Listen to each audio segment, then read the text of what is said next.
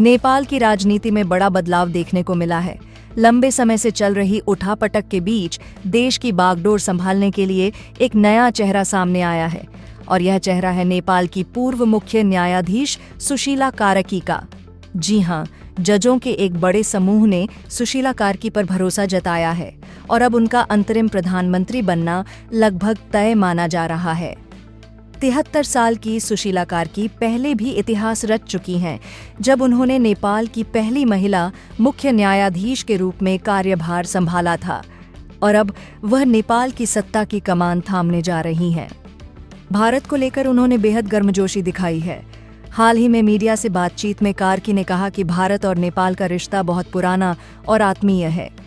उन्होंने प्रधानमंत्री नरेंद्र मोदी के लिए भी सकारात्मक शब्द कहे और उन्हें सम्मानपूर्वक मोदी जी कहकर संबोधित किया।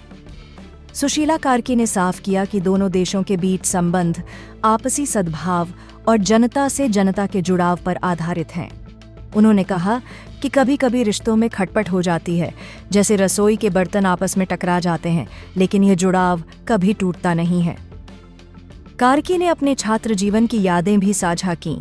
उन्होंने बताया कि उन्होंने बनारस हिंदू विश्वविद्यालय से पढ़ाई की है और वहां बिताए गए पल आज भी उनके दिल के बेहद करीब हैं।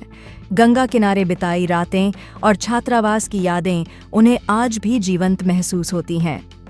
वह विराटनगर की रहने वाली हैं, जो भारत की सीमा से महज 25 मील दूर है। यही वजह है कि उनके भारत से रिश्ते बेहद गहरे रहे हैं।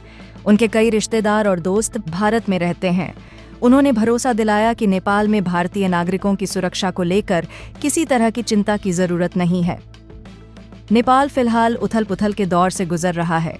सोशल मीडिया पर प्रतिबंध के बाद हुए विरोध प्रदर्शनों में 25 से ज्यादा लोगों की जान गई और इसी असंतोष की वजह से मौजूदा सरकार को इस्तीफा देना पड़ा। अब सुशीला कार्की के नेतृत्व में अंतरिम सरकार बनने की तैयारी है। हालांकि उन्होंने साफ किया कि फिलहाल उनके नाम का केवल प्रस्ताव सामने आया है और चर्चा जारी है। नेपाल और भारत दोनों देशों के लिए यह नया अध्याय कितना अहम होगा, यह आने वाले वक्त में साफ होगा। लेकिन इतना तय है कि सुशीला कार्की का नाम एक नई उम्मीद के तौर पर देखा जा रहा है। फिलहाल इस अपडेट में इतना ही। आप देख रहे थे कि डी भारत, देश दुनिया की बड़ी खबरों के लिए जुड़े रहिए हमारे साथ। धन्यवाद।